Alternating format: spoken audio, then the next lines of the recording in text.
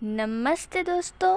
Time time is the measured or measurable period during which an action process or condition exist or continuous.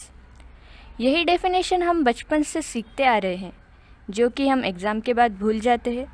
लेकिन अगर हम समय के बारे में सोचें तो ये बहुत पेचीदा है और इस पे हर रोज़ कोई नई रिसर्च चलती है।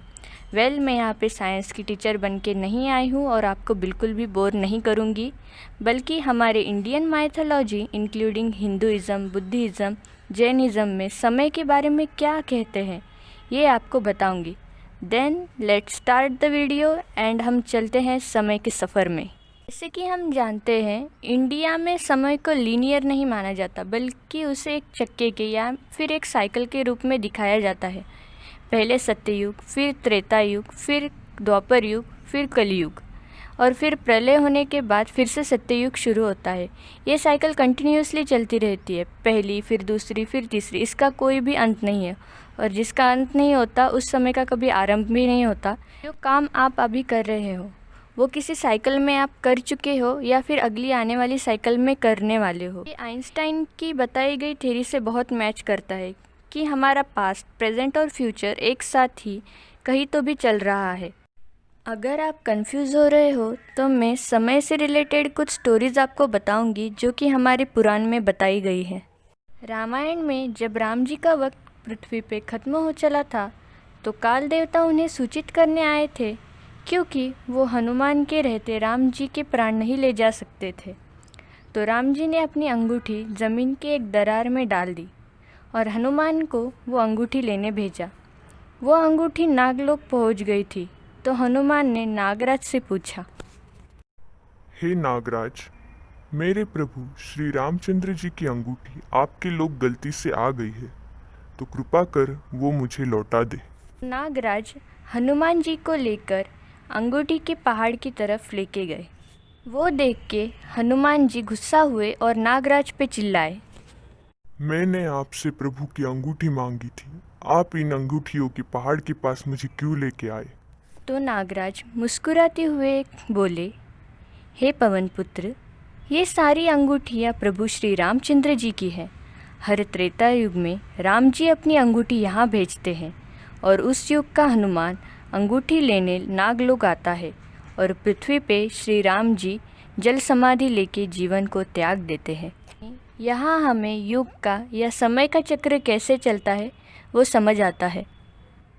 और एक कहानी यह है कि जब वनवास में सीता जी को राम जी आने से मना करते हैं तो वो कहती है, प्रभु मैं आपके साथ हर युग में वनवास आ चुकी हूँ और अगले हर युग में आऊँगी, तो इसको आप खुद भी नहीं टाल सकते।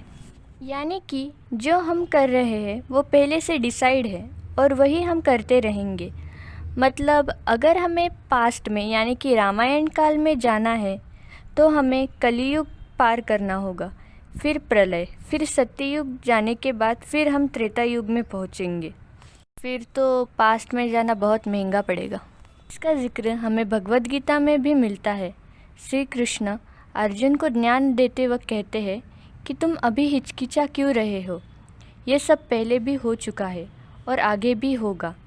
तुम चाहो या ना चाहो ये सब लिखित है और ये तुम्हारे हाथों से भी होगा, तुम चाहो या ना चाहो।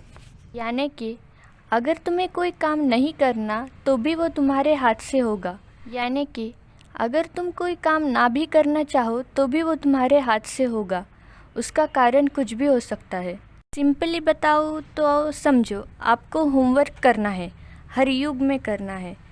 तो एक युग में आप खुद से बैठोगे या फिर दूसरे युग में आपको मम्मी ज़बरदस्ती बिठाएंगी, तीसरे युग में आपका फ्रेंड आएगा इसीलिए आप होमवर्क कर रहे हो, चौथे युग में आप एक आध बार डरपोक होगे और टीचर के डर से आप होमवर्क कर रहे हो।